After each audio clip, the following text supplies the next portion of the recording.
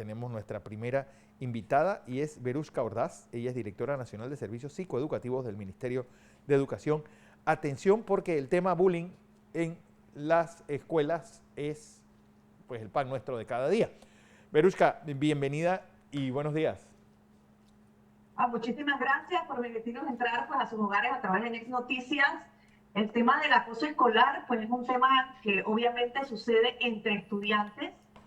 Tiene una génesis, pues, mucho del tema del acoso escolar tiene una relación íntimamente con la forma como educamos a nuestros hijos y cómo validamos el resolver los problemas de forma violenta. Vamos a definir un poquito lo que es acoso escolar para ponernos en contexto. Sí, El acoso si nos escolar puede no es bajar un una forma poquito, de maltrato que se da entre estudiantes. licenciada, si nos baja De un poquito forma reiterada en el un poquito tiempo. la cámara, si nos baja un poquito la cámara para observarla mejor. Y sí, ¿qué tan frecuente es el acoso Fantástico. escolar? Ahora se le llama bullying. En mis tiempos era que agarraban y cito a alguien de Congo y Así. quizás no le prestábamos esa atención debida. ¿Qué tan frecuente es hoy por hoy el acoso en escuelas? ¿Y qué problema puede conllevar a que un niño que sea acosado pueda tomar decisiones fatales? Bien, debo primero comentarte, poniendo tu ejemplo, que el acoso escolar siempre ha existido, porque es esta forma reiterativa de molestar a otros estudiantes con el interés de hacer daño. Lo importante es definir lo que significa el acoso escolar versus otras situaciones de violencia que se dan entre las escuelas. De mala manera hemos definido acoso escolar a todo lo que, a bullying, a cualquier forma de maltrato que sucede entre estudiantes o si sucede entre un adulto y un estudiante. Y esas son otros tipos de violencia que tienen una connotación distinta a la forma como se debe atender. Entonces, el acoso escolar se da entre estudiantes en una forma reiterativa de hacerse en el tiempo y hay un grado de interés de causar daño a la víctima. Obviamente, cuando empieza la escuela, muchos niños traen muchas condiciones familiares o personales que no saben manejar y nosotros debemos garantizar desde el aula de clase que el clima escolar debe ser cero violencia. Es decir, nosotros los adultos debemos en forma preventiva poner reglas, normas y límites para que entre estudiantes no se den ningún tipo de maltrato. Claro que a lo largo del tiempo sucede, cuando nosotros éramos jóvenes o estábamos en la escuela, las formas de maltrato se daban solamente en el aula, en el pasillo. Ahora tenemos el ciberbullying, que es esta forma de maltrato reiterado que se da también a través de las redes sociales. Entonces la situación, pues digamos así, ya no está solamente en situaciones dentro del aula o en la escuela, sino que ya ha trascendido otros espacios que eran de seguridad para la niñez y la adolescencia, como era el hogar. Entonces, que los estudiantes reconozcan qué conductas pueden realizar con sus compañeros y cuáles no, es parte de las acciones preventivas que realizamos para tener ese clima escolar seguro en que el estudiante no se vea afectado por situaciones como acoso escolar. Señales que debe tener el padre de familia, que su hijo está siendo víctima de acoso escolar, que está siendo víctima de bullying.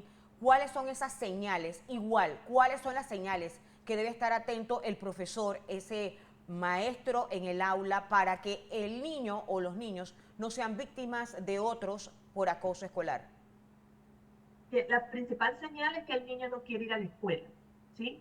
Que el niño verbalice, hable con sus padres o hable con los docentes y le diga, me están molestando, no quiero ir a la escuela, hay un niño que la tiene contra mí o me está haciendo algunas cosas. Todas esas son señales ya muy visibles y que el padre debe prestar atención. Eso solamente se logra cuando hay un buen canal de comunicación entre padres e hijos. Ahora, si el niño, por ejemplo, está empezando a tener pesadillas, ya no está durmiendo bien, se está fugando de las clases, llora, iba muy feliz a la escuela las primeras semanas, estaba motivado por el primer día de clase, le gustaba su maestra, le gustaba aprender y de repente ya no es ese niño alegre, ya está un poco triste, ya se empieza a aislar de los compañeros, empieza a tener problemas de alimentación y de sueño, son algunas de las señales de que algo está sucediendo. Obviamente nosotros como padres, como docentes, si no investigamos un poco más o lo remitimos a un especialista de salud mental, a un psicólogo, un trabajador social, un orientador, pues obviamente no podemos indagar más allá de qué es lo que está sucediendo, pero sí son algunas de las señales. Nosotros como padres de familia dentro del hogar conocemos a nuestros hijos, sabemos qué Claro. cosas les gustan, sabemos cómo es su personalidad que está en construcción, si está alegre, si está divertido. Cuando nosotros veamos esos cambios en nuestros hijos, temas ya pues negativos, tenemos que estar pendientes para conversar con ellos y preguntarles qué está sucediendo. Muchas veces no nos lo van a decir por mucho temor. El tema del acoso escolar tiene que ver con una relación de poder, no de tamaño, de poder de que uno es más fuerte que el Sí. otro. Y por eso es importante el tema preventivo desde el aula, porque una persona que agrede a un estudiante que es maltratador por el tema de acoso escolar también tiene una historia y también requiere una intervención, porque probablemente necesita también ese apoyo o ese acompañamiento por parte de los adultos. Pero a la larga, Veruska, ¿hasta qué punto? Es decir, esta es una etapa de vida. Es decir, los muchachos, pues de repente se lleven a los golpes o se griten o cualquier otra cosa, no es forjador de carácter. Al final la vida es así, no es un lechado de rosa. Es decir, todo esto es parte del crecimiento y de entender lo bueno y lo malo. Pues no tratar de que Mira los que niños vivan discrepo en un una poco burbuja. contigo, discrepo un poco, porque sí es cierto que la niñez y adolescencia no pueden estar en una cápsula de cristal en la que pues no los vamos a permitir pues, que tengan ningún tipo de experiencia, pero nosotros los adultos sí podemos limitar que las experiencias sean mayormente positivas. El manejo de los conflictos, el manejo de mis emociones se puede aprender y eso lo aprendemos desde el hogar.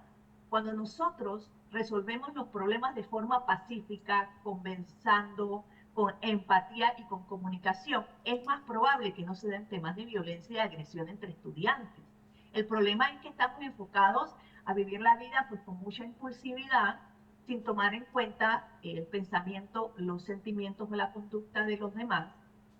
Pongamos un ejemplo, estamos hablando de los adultos, ni siquiera estamos en la escuela. Estamos ante una situación que está siendo una sociedad que está siendo realmente bastante agresiva. Estamos en un tranque y le tocamos el claxon a los otros compañeros, les gritamos, no tenemos la paciencia de dar paso a los demás. Nuestros niños están creciendo en una sociedad en la que están viviendo así, con esa agresividad y sin esa oportunidad de resolver. Vuelvo a insistir, nosotros podemos manejar nuestras emociones y resolver los problemas de forma pacífica y no necesariamente vivir experiencias de agresividad que al final inclusive se pueden convertir hasta en traumas si las situaciones llegan a mayores.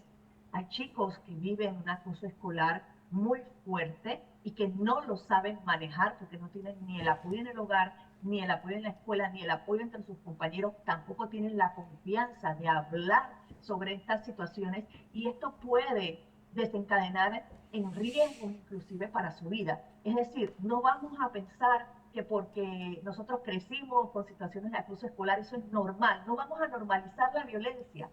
El enfoque nuestro desde el Ministerio de Educación es que la violencia no se normaliza, es totalmente lo contrario. ¿Y cuál es el Es como enfoque que podemos también hay que ofrecerle. dársele, licenciada, por ejemplo, a los niños, la parte contraria, a los niños agresores, a los niños que Claro. se dedican a hacer el bullying? Porque normalmente cuando vemos, y estoy hablando no de adolescentes, sino de niños, cuando un niño le pone Sí. sobrenombre a otro niño, he visto casos que su papá y su mamá son iguales. Esa es la forma del día a día. El cabezón ese, el chiquito ese, el bruto ese, ponerle etiquetas a otros niños, están copiando lo que en casa están viendo. Es ¿Cómo correcto. tratar Es que a estos niños, por ejemplo, si es algo normal en casa, cómo tratar a estos niños que pueden ser mañana quizás delincuentes o cosas peores desde el punto de vista en salón, como maestra? Porque se trata al niño o quizás nos damos cuenta tarde que un niño está sufriendo de acoso escolar, pero no se trata al agresor. Claro. Es correcto. De hecho, cuando se identifica una situación de acoso escolar, sí se trata tanto a la víctima como al victimario. Porque como les comentaba, el victimario o el agresor también trae una historia. No sabemos qué hay detrás, si hay alguna situación de vulneración inclusive de sus derechos de maltrato o violencia intrafamiliar, o lo ha visto en la cultura en la que está creciendo, que es así como se resuelven los problemas. Yo todavía lo veo en las películas y lo veo en la calle. Si te pegan, pega. Si tienes un problema, resuélvelo con golpes. Yo lo puedo resolver con puñetes. Entonces, al final, nosotros estamos educando a nuestros hijos a ser agresivos. Y sí, el tema de los apodos muchas veces viene del hogar. Y nosotros como padres debemos también ser conscientes de que lo que para nosotros puede ser un chiste, para nosotros puede ser una broma, no puede ser recibido igual para todos los niños. Entonces, en la escuela, el maestro debe poner sus pautas y si lo observa, debe automáticamente hablar no solamente con los padres de la víctima, sino también con los padres de quien está causando esa agresión. A medida que los niños son más pequeños, lo hacen con menos intención de causar daño. Ellos están en un periodo de formación y de crecimiento que requiere del adulto para indicarle qué es correcto y qué no es correcto. En la medida que van creciendo, pues ya dentro del acoso escolar y pues está entre sus características, ya hay una forma reiterativa de interés de causar daño. Es por ello que la intervención desde el punto de vista de salud mental, de psicología, debe ser tanto para la víctima como para el victimario, e inclusive para los observadores, que se refiere al aula de clase, al grupo de compañeros que son los que vitorean, que son los que refuerzan esas conductas negativas que se están dando en el aula de clase. Y por supuesto, los adultos no debemos permitir, ni del día 1, estamos iniciando las clases, deben ser reglas y normas de un clima escolar cero violencia. Y si algo sucede, remitirlo a las instancias correspondientes, ya sea hablando con los padres de familia, remitiéndolo a orientación, a gabinete psicopedagógico, hablando con los padres, pero es una situación que no debe permitirse desde el día 1, porque es la única manera en que eso no escale, no se dé, una escalada de violencia entre estudiantes que al final pues termine en una situación crítica que atente con la seguridad de quien está siendo víctima. Bueno, así andan las cosas, Adriana. Gracias por esta Verushka, gracias por esta participación. Es, bueno, el bullying, un término ganado de un anglicismo, que ¿por qué no se le llama acoso? Que es la palabra en español que se usa, no sé por qué. Acoso escolar, sí, por qué se le sigue llamando bullying, pero bueno, esos son términos ganados de redes sociales. Y uno de esos, bueno, los grandes retos siempre en educación han sido estos, desde tiempos idos, un poco en cada salón de clases es una fiel imagen de la sociedad, con unos tratando de dominar, otros pues, siendo víctimas, pues, cada quien forjando su carácter. Gracias, Verushka Ordaz. Saludos. Directora Nacional de los Servicios Psicológicos del Ministerio de Educación.